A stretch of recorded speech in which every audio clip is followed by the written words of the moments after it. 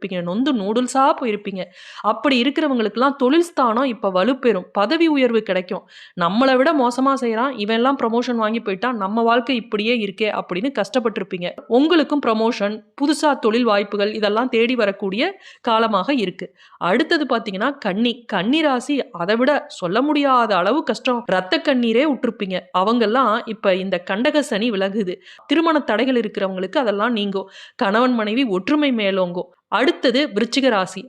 அர்த்தாஷ்டம சனி விலகுது. மன நிம்மதி கிடைக்கும். பூர்வீக சொத்து பிரச்சனைகள் உங்களுக்கு தீரும். நீங்க வீடு வாங்கணும்னு நெனச்சா வாங்குவீங்க. வாகனம் வாங்கக்கூடிய யோகம் ஏற்படும். எதுலயும் ஒரு தன்னம்பிக்கை அதிகரிக்கும். அடுத்தது மகரம். மகர ராசிலாம் என்ன வாழ்க்கை நமக்கு போதும். இனிமே ஒரு பிறப்பே வேணாம். எனக்கு பிறப்பில்லாத வாழ்க்கைய குடுன்னு கோவில் கோவிலா போய் வேண்டியிருப்பீங்க.